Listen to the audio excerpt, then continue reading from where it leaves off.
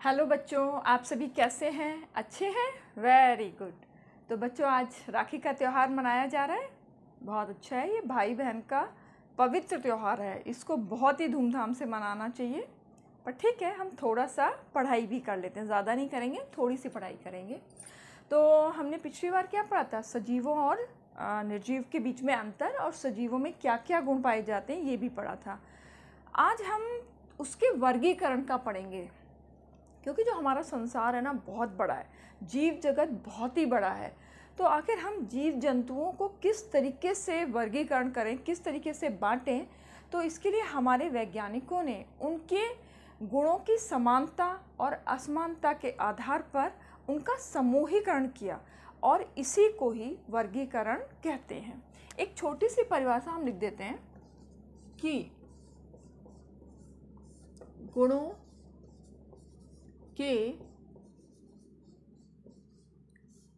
के आधार पर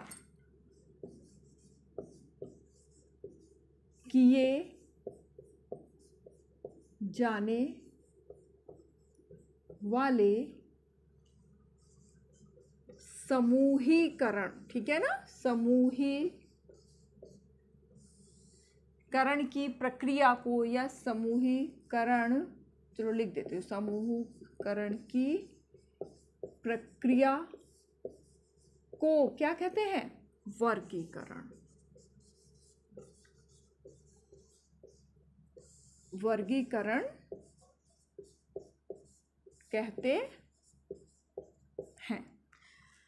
इसके जनक कौन है? जनक मतलब फादर कौन है वर्गीकरण के? जनक है इसके लीनियस, कार्ल लीनियस। इन्होंने ही सबसे पहले इस बात की ज़रूरत को समझा कि वर्गीकरण होना बहुत ज़रूरी है, नहीं तो इसको याद रखना बहुत मुश्किल है कि किस ग्रुप में कौन सा आएगा और किस तरीके से आगे की पढ़ाई को आसान बनाया जाए। तो इसलिए सबसे पहले इन्होंने वर्गीकरण किया। ये बिल्कुल ऐसे ही जैसे आपकी मम्मी किचन में भी वर्गीकरण कर देती है ना, अलग अलग प्लेट, यहाँ कटोरी, यहाँ गिलास, यहाँ, तो आपको पता होता है कि तुरंत वहीं पहुँच जाओगे तो प्लेट मिल जाएगी। इसी तरीके से इन्होंने भी जीव जगत का वर्गीकरण किया, दोनों का किया, जंतुओं का भी और पौधों का भी। आज हम जो पढ़ेंगे वो जंतुओं का वर्गीकरण पढ़ेंगे और अगले उसमें पौधों का पढ़ेंगे, जिससे कि समझने में एकदम आसानी हो जाए। क्लियर? कौन है इसके जनक? Karl Linnaeus. अब सबसे पहले है जंतुओं का। जंतुओं का वर्गीकरण कितने हिस्से में किया गया? जंतुओं का, लिखती तो मैं थोड़ा जल्दी जल्दी हूँ क्योंकि फिर मुझे मालूम है कई बार वो लिखना थोड़ा बोरिंग सा हो जाता। पहला वर्गीकरण क्या था? कोशिका के आधार पर। किसके आधार पर? कोशिका। अच्छा, कोशिका क्या है ये समझ लेते हैं। जैसे कि मकान है, मकान किससे बना होता है? छोटी छोटी ईंटों से मिलकर बना होता है। बिल्कुल उसी तरीके से हमारा शरीर, सभी जीव जंतुओं का शरीर, सभी जीव जंतु पौधे, सबका शरीर किससे मिलकर बना होता है? कोशिका से। कोशिका क्या है? सबसे छोटी इकाई है। तो पहला वर्गीकरण किया है कोशिका के आधार पर। दूसरा है मेरुदंड। मेरुदंड मतलब रीढ़ की हड्डी। मेरुदंड के आधार पर भी बांटा गया है। तीसरा बांट दिया है प्रजनन। ये बहुत ज़रूरी हिस्सा है, तो इसलिए प्रजनन के आधार पर भी वर्गीकरण किया गया है। प्रजनन के आधार पर। और लास्ट है वासस्थान। वासस्थान समझते हैं? जहाँ हम रहते हैं। वासस्थान के आधार पर भी वर्गीकरण किया गया है। 4 हो गए ये, यानी जंतुओं का वर्गीकरण कितने भागों में बांटा गया? 4 में। कोशिका के आधार पर, मेरुदंड के आधार पर, प्रजनन के आधार पर और वासस्थान के आधार पर। ठीक है, 4 में पता चल गया। अब हम इनको अलग अलग पढ़ेंगे कि कोशिका के आधार पर कैसे हुआ है वर्गीकरण। तो पहला था कोशिका। कोशिका के आधार पर भी कितने में बटा है? 2 में बटा है। कोशिका के आधार पर पहला क्या है? पहले जीव जंतु इसमें बटे क्या? एक कोशिकीय, एक कोशिकीय, और दूसरा है बहुकोशिकीय। नाम से आपको काफी कुछ समझ में आ रहा होगा। बहुकोशिकीय, इसको इंग्लिश में भी लिख दूं, UNICELLULAR, यूनिसेलुलर। ये क्या हो गया? Multi, MULTI, multi, CELLULAR। ये इसमें वो जंतु आते हैं जो हमें नग्न आंखों से नहीं दिखते हैं, यानी हम उसको इसके लिए किसकी मदद लेते हैं? माइक्रोस्कोप की। ये हमें नेकेड आइज से नहीं दिखाई देते, नग्न आंखों से नहीं दिखते हैं। क्या जरूरत पड़ती है? माइक्रोस्कोप की। इसमें ज्यादातर कौन से आते हैं? सूक्ष्म जीव, जैसे कुछ के नाम अमीबा, पैरामीशियम, ठीक है ना, ये बहुत छोटे छोटे से होते हैं ना, यूग्लिना आदि, और भी हैं, ठीक है। देखिए, मैं इसके फ्लैश कार्ड्स बना के लाई हूँ जिससे कि आपको थोड़ा सा पढ़ने में मज़ा आए और मेमोरी थोड़ा सा रुकी रहे। ये देखिए, अमीबा, अमीबा देखा ना, टेढ़ी मेढ़ी सी संरचना होती है। ये है पैरामीशियम, जो चप्पल के जैसा होता है, ये भी एक कोशिकीय है। ये है यूग्लिना, यूग्लिना भी एक कोशिकीय, और भी है, आदि आदि लिख देती हूँ, है ना। अब बहुकोशिकीय, बहुकोशिकीय तो क्या है इसमें? मल्टी सेलुलर, यानी बहुत सारी कोशिकाओं से। हम कैसे बने हुए हैं भाई? मल्टी सेलुलर ही तो है हम भी, तो मनुष्य तो है ही। इसके अलावा मैं जो आपको दिखाने जा रही हूँ, थोड़ा लिख दूँ पहले क्या? हाइड्रा, हाइड्रा में कई बार लगता है बच्चों को कि जैसे वो यूनिसेलुलर है, पर नहीं, ये मल्टी है। ऐसे ही घोंगा, ये इसलिए लिख रहे हैं, छोटे छोटे से में ना आपको कंफ्यूजन हो जाता है कि एक कोशिकीय है, बहुकोशिकीय है, तो ये बहुकोशिकीय है। इसके अलावा मछली है, चिड़िया है, बर्ड्स भी, पक्षी, पक्षी लिखती हूँ, है ना, पक्षी ज़्यादा, पक्षी। इसके अलावा शेर, चीता, कुत्ता, बिल्ली, ये सब तो है ही है। शेर हो गया, और मेढक भी इसी में ही आ गया। समझ गए ना आप कि इस तरीके से बहुत सारे, मैं पिक्चर्स दिखाती हूँ। हाइड्रा, हाइड्रा क्या हो गया? Multi cellular. और ये रहा हमारा घोंघा, ये भी मल्टी सेलुलर। मछली, फिश, मत्स्य वर्ग में आने वाले सभी, ये भी मल्टी सेलुलर। फ्रॉग, मेढक, ये बड़ा ही जीव जगत का एक, जंतुओं के में मेढक बहुत ही इंपॉर्टेंट है, हर जगह आ जाता है। लायन, शेर, ये भी क्या है? बर्ड्स, चिड़िया, कोई सी भी चिड़िया। अब और भी हैं, पर मेरे ख्याल से इतने काफ़ी हैं आपके लिए। आप समझ चुके होंगे कि ये सब क्या है? बहुकोशिकीय, और ये क्या है? एक कोशिकीय। तो थोड़ा सा ध्यान रखिएगा इन सबको कि क्या क्या है, और आपको ये फ्लैश कार्ड्स का यूज़ अच्छा लग रहा है या नहीं लग रहा है, मेरे को ये भी बताइएगा, क्योंकि मैंने बड़ी मेहनत से इनको इकट्ठा करके इनको आपके इसलिए बनाया है कि जिससे आपको शायद थोड़ा पढ़ने में मज़ा आए। आप वीडियो पूरा देखें, लास्ट तक देखें, और जो क्वेश्चंस पूछे जाते हैं ना, उनके आंसर्स भी आप दें। अब आप, और जो भी आपको याद हो, एक कोशिकीय, बहुकोशिकीय, उनके नाम कमेंट्स में ज़रूर लिखें। इनके अलावा जो मैंने लिख दिए हैं, है ना, जो मैं लिख चुकी हूँ, उनके क्या लिखना है, इसके अलावा लिखिएगा। दूसरा है मेरुदंड के आधार पर। मेरुदंड के आधार पर भी ये कितने हिस्सों में बटा हुआ है? 2 हिस्सों में। अकशेरुकी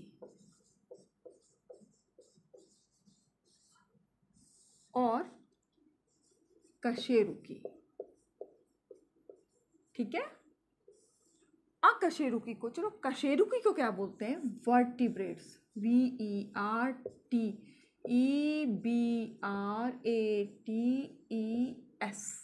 और इसके आगे बस इन और लगा दो, स्पेलिंग बाकी तो वही है।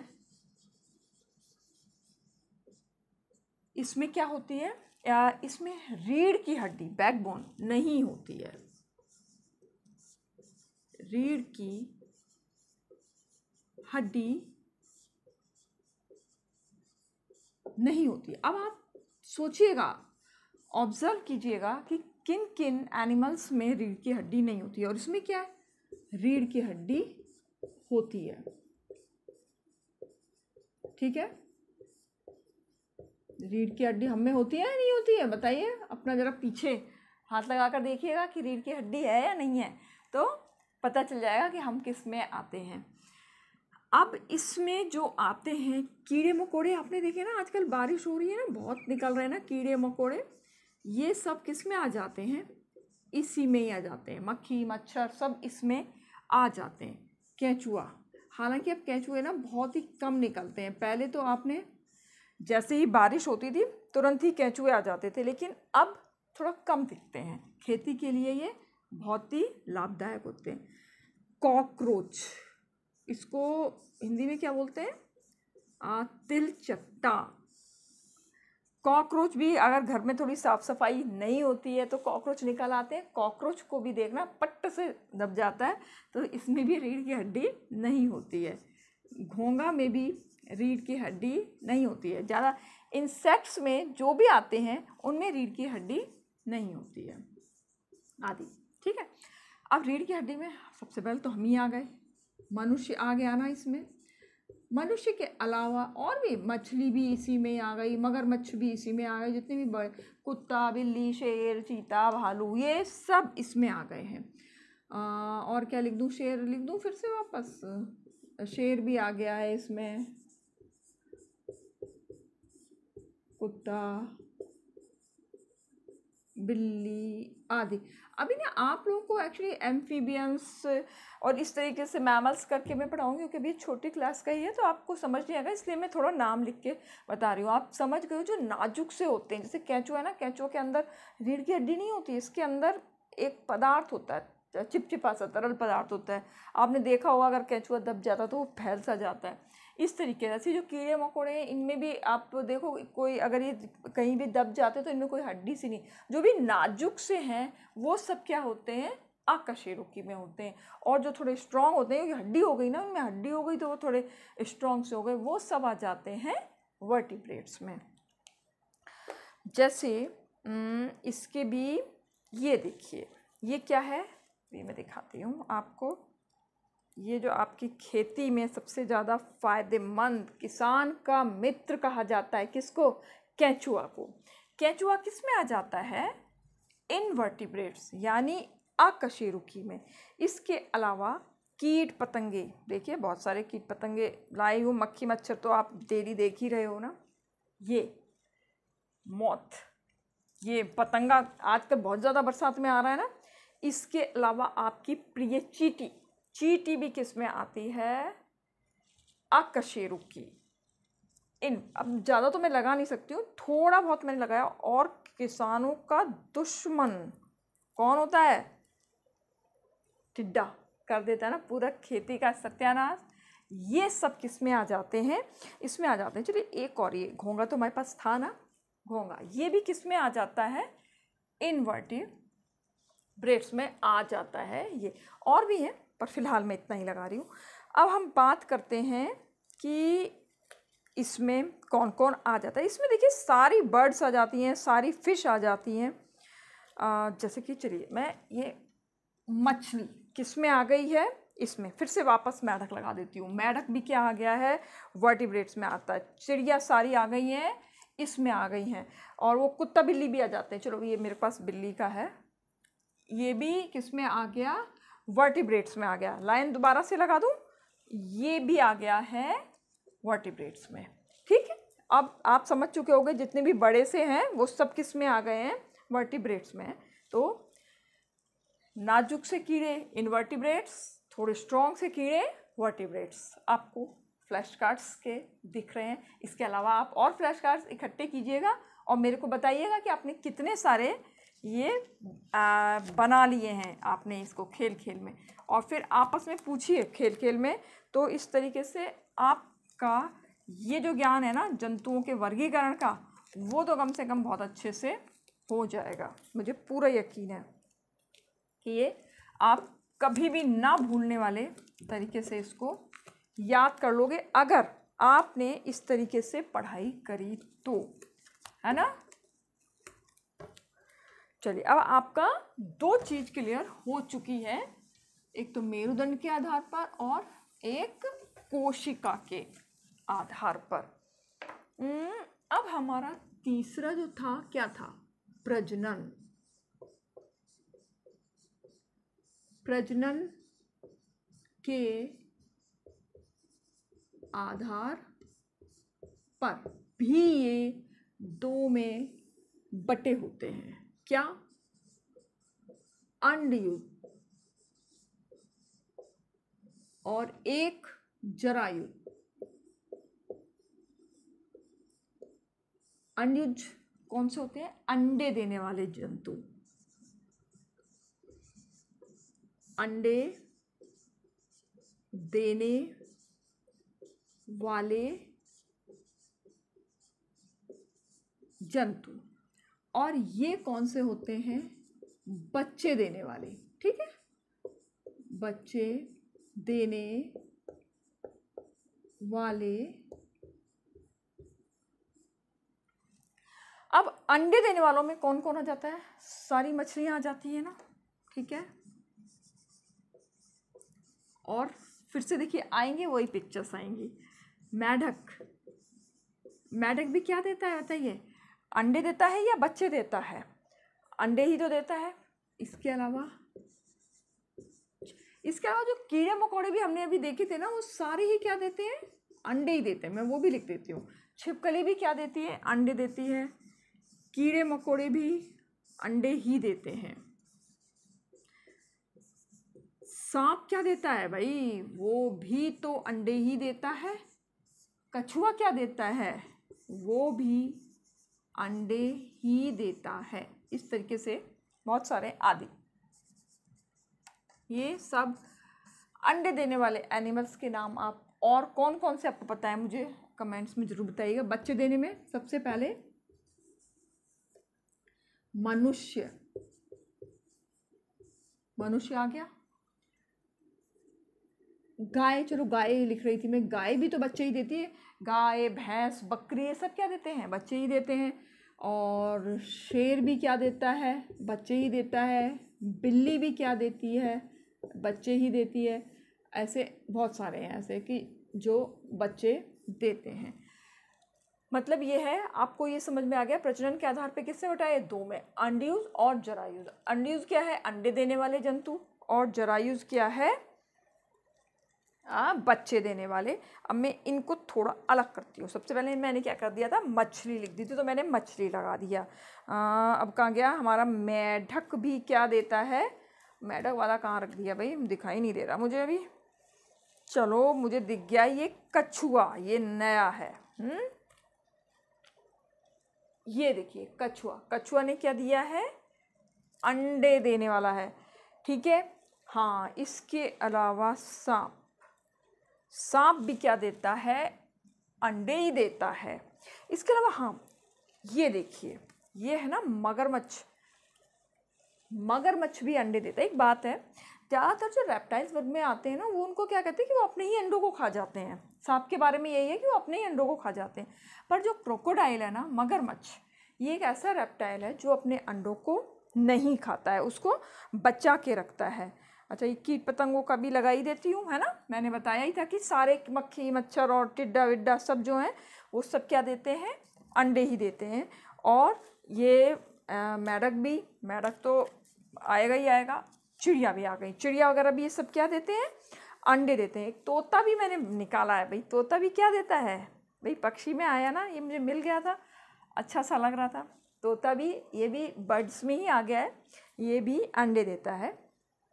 अब बच्चे देने वाले, बिल्ली, देखो जो जो मिलते जाएंगे ना, मैंने ये शेर वापस आ गया, ये मुझे टाइगर भी मिला था, टाइगर टाइगर टाइगर क्या, चीता, ये भी अंडे ही, वो सॉरी बच्चे देता है। अच्छा हाँ देखिए, मुझे मुर्गी मिली, मुर्गी, हैन, हैन क्या देती है बताओ, बहुत लोग खाते भी हैं ना अंडे। और ये देखिए छिपकली भी मेरे को मिली, छिपकली, छिपकली ये भी अंडे ही देती है। और हैं तो अंडे देने वाले मैंने कुछ ज़्यादा ही इकट्ठे कर लिए, क्योंकि मुझे लगा बच्चे हैं। और ये रहा मगरमच्छ। अच्छा मगरमच्छ की मैंने दो काट लिए हैं, ओके, एक लग गया ना, मगरमच्छ देने की जरूरत नहीं है। ये रहा डॉग, डॉग क्या देता है, बच्चे देता है। और एंट क्या देते हैं भाई, अंडे, ये ले जाती है ना, जैसे ही आपने देखा हो बरसात आने वाली होती है, अंदाज़ा लगा लेते हैं घर के जो बड़े बूढ़े होते हैं कि अगर चींटियाँ ज़्यादा निकल रही हैं, ज़्यादा जा रही हैं, तो अंदाज़ा लगा लेते हैं कि बारिश आने वाली है, क्योंकि वो अपने अंडों को संभाल कर रखने लगती हैं उस समय। तो ठीक है, इसके मैंने थोड़े कम इकट्ठे करे थे, पर ये मेरे पास बहुत सारे हो गए हैं अंडे देने वाले। अब आप लोग बच्चे देने वाले और ही बताइएगा। इसमें गाय, भैंस, बकरी सब बता दिया ना। इस तरह से ज़्यादातर जो बड़े एनिमल्स हैं और मनुष्य, हम तो खुद ही हैं जो कि बच्चे देते हैं। इस तरीके से प्रजनन के आधार पर भी ये दो में बांटा गया है। ओके, अब हम वापस से आ जाते हैं अपने आगे वाले टॉपिक पे। अब लास्ट जो बचा है, मैंने बहुत लगा दिए, आगे है अब हमारा कि वास स्थान के आधार पर ये किस किस में बांटे गए हैं। चलो अभी हम पढ़ते हैं। प्रजनन के आधार पर आपको अच्छी तरीके से समझ में आ गया होगा कि दो तरीके से है, अंडे देने वाला और बच्चे देने वाले। चलिए अब हम अपना चौथे पर जाते हैं, फिर मैं आपसे क्वेश्चंस भी पूछूंगी। चौथा है वास स्थान के आधार पर। ठीक है, ये अब तक तो सब दो दो में बट रहे थे ना, ऐसा नहीं है कि सब दो में ही बटेंगे, अब ये तीन में बट गया है। ये क्या है, तीन में कौन कौन से हो गए, एक तो स्थल पर रहने वाले, हवा में रहने वाले और जल में रहने वाले। तो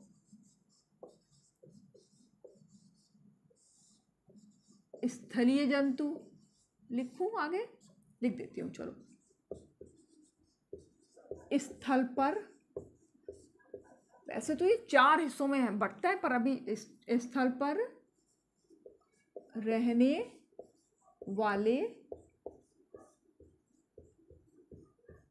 जंतु, थोड़ा सा मैं यहीं गैप छोड़ती हूँ। दूसरा हो गया वायवीय, यानी हवा में, वायु, हवा में ही नहीं रहते हैं, ज़्यादातर समय वो हवा में रहते हैं, जमीन पर भी आते हैं। वायवीय जंतु अधिकतर वायु में रहने वाले। कहीं आप कहो कि वो बस हवा में ही रहते हैं क्या, जमीन पे भी तो आते हैं ना। अधिकतर वायु में रहने वाले जंतु, आप समझ ही गए हो। तीसरा हो गया जलीय जंतु। जलीय जंतु क्या होते हैं, जल में रहने वाले।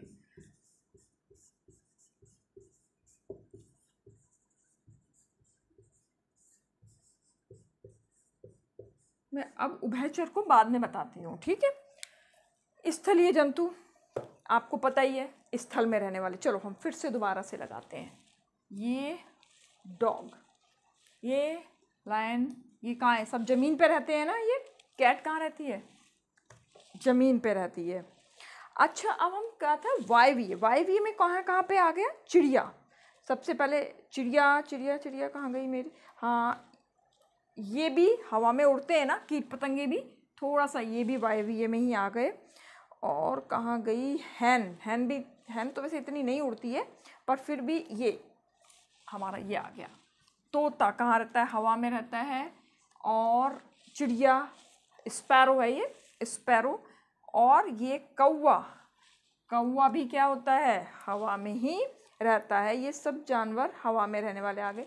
अच्छा, इसमें मैं टाइगर भी लगा सकती हूँ, इसमें मैं ये चींटी भी तो लगा सकती हूँ भाई, लगा सकती हूँ ना। चींटी भी कहाँ रहती है? ज़मीन पर रहती है, स्थल पर रहती है। अब जल में रहने वाले जंतुओं में क्या आ गया? क्रोकोडाइल आ गया। ये सांप भी, अरे नहीं, ये तो सांप कहाँ रहता है? स्थल में रहने वाला, ये इधर आ गया। तो क्रोकोडाइल को मैं जलीय में नहीं भाई, मैं इसको उभयचर में लगाऊंगी। वैसे तो जल में रहता है, ये तो आपको बात पता है, पर मैं इसको उसमें जल में रहने वाले का कहाँ गई? मछली नहीं दिखाई दे रही है, ये रही मछली, ये जल में रहती है। क्योंकि मैं उनको ना उभयचर में लगाना चाह रही हूँ, इसलिए जल में रहने में क्या आ गई? मछली आ गई।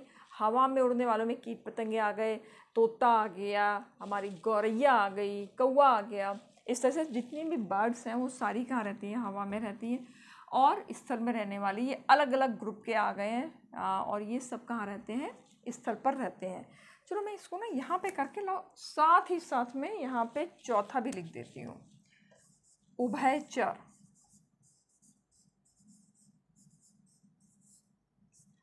उभयचर कौन होते हैं?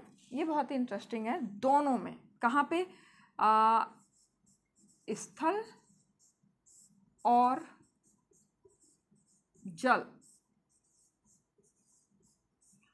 दोनों में रहते हैं। ये रह सकते हैं दोनों में ही, दोनों में रह सकते हैं। इनकी जब मर्जी होती है पानी में चले आते हैं, जब मर्जी होती है जमीन पर आ जाते हैं। जैसे कि आपने देखा है ना, मेढक जल में भी जाता है और जमीन पे भी आ जाता है। इसी तरीके से मगरमच्छ भी है। मगरमच्छ आपने कई बार देखा होगा, आपने ऐसे नहीं देखा होगा, अगर आप चिड़ियाघर गए होंगे तो आपने देखा होगा, नहीं तो इधर अगर कोई ग्वालियर साइड में गया है ना, तो वहाँ तो आपको, या पिनाहट उधर की तरफ भी वो बीहड़ है, बीहड़ में वहाँ पे ये पाए जाते हैं। ये धूप सेकने के लिए बाहर आ जाते हैं ज़मीन पर और जल में भी चले जाते हैं। इसी तरीके से कछुआ भी है। कछुआ भी क्या करता है? ये जल में भी चला जाता है और ये स्थल पर भी आ जाता है। यानी ये देखिए, वैसे इसका किसमें पढ़ा था? अंड्यूज में पढ़ा था, पर कछुआ बच्चे नहीं देता है, ऐसा डाउट होता है। कई बच्चे, हमारे स्कूल में बच्चे बहुत कंफ्यूज करते हैं कि कछुआ जो है वह बच्चे देता है। नहीं, कछुआ जो है अंडे देता है। तो बस हाँ, और अभी हम बात कर रहे हैं उभयचर की, तो बस यही हो गए हैं अभी, और तो मेरे पास नहीं है। मेढक और ये क्रोकोडाइल एंड कछुआ, ये क्या हो गए? उभयचर हो गए। यानी ये जल में भी रह सकते हैं और स्थल पर भी रह सकते हैं। इस तरीके से ये वासस्थान के आधार पर बट गए हैं। ठीक है, अब हम एक तरीके से सब कुछ जान चुके हैं कि जंतुओं का वर्गीकरण इनके किस किस के आधार पर किया गया था। सबसे पहला क्या था? कोशिका के आधार पर। एक बार मैं रिवीजन करती जा रही हूँ, हटाती भी जा रही हूँ। आप लोग भी मेरे साथ अगर रिवाइज करो, बोलोगे तो बहुत अच्छा रहेगा। कि कोशिका के आधार पर वो बट गए हैं, एक कोशिकीय और बहुकोशिकीय। इसी तरीके से दूसरा हमने पढ़ा था, मेरुदंड के आधार पर किस में बट गए थे? अकशेरुकी और कशेरुकी में बट गए थे। फिर उसके बाद आया प्रजनन के आधार पर वो अंड्युज और जरायुज में, अंड्युज बच्चे देने वाला, अंडे देने वाला, और जरायुज बच्चे देने वाला। और लास्ट में आया वासस्थान के आधार पर। वासस्थान के आधार पर ये बट गए जलीय, स्थलीय, वायवीय एंड उभयचर। अब थोड़ी सी आपकी परीक्षा ले ली जाए कि अब आप 4 में बट चुके। अब मैं यहाँ पे पिक्चर चिपकाऊंगी, और पिक्चर के आधार पे आप मुझे ये बताओ। जैसे ये मैंने मछली चिपका दी, और भी एक दो और क्या चिपका दूँ मैं? चलो अमीबा चिपका देती हूँ। अमीबा, ठीक है, मैं ऐसी चीज़ें चिपकाना चाह रही हूँ जिसमें कि थोड़ा सा आपको ना डाउट सा हो जाए। ये तो हट रहा है। ये भी चिपका दिया और ये भी चिपका दी। मेढक चिपकाया क्या भाई? मेढक तो सबसे ज़्यादा इम्पोर्टेंट है। कहाँ गया मेढक? मेढक मेढक दिख गया मुझे। चलो बस अब रहने देते हैं, इतना ही आप बस आंसर दे दो। चलो सबसे पहले मैं मछली के बारे में बात करती हूँ। मछली कैसी है? पहला हमने पढ़ा था कोशिका, एक कोशिकी है या बहुकोशीय है?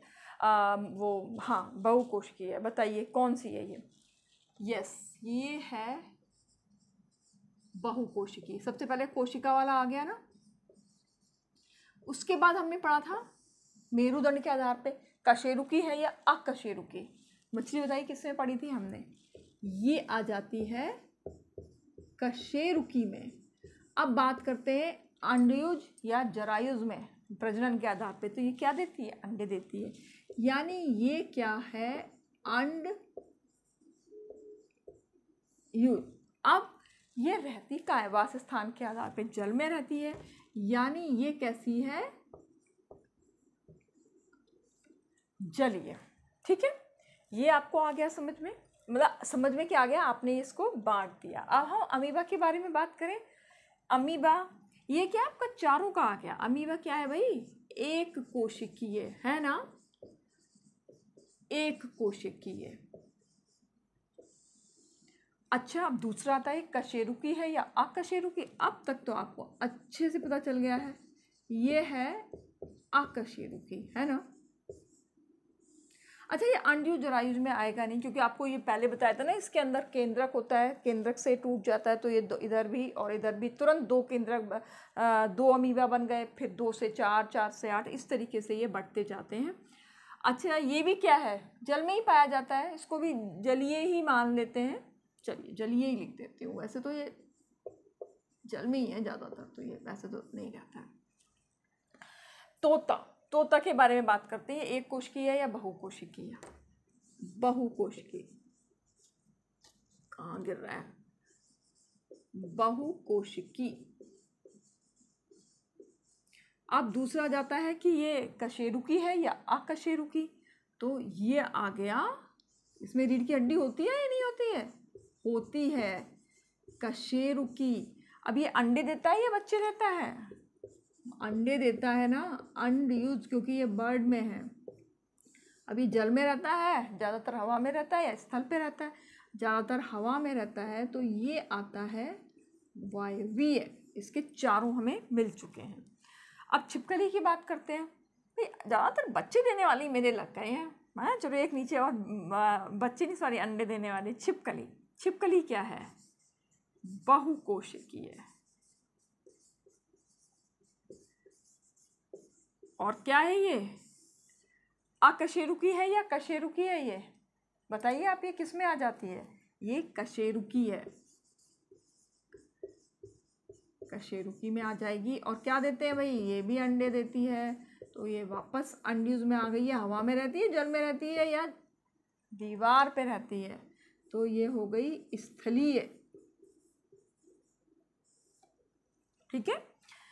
मेढक किस में आता है? ये भी बहुकोशिकीय में ही आएगा। फटाफट से लिख देती हूँ। कशेरुकी है, अकशेरुकी है, ये भी कशेरुकी ही है।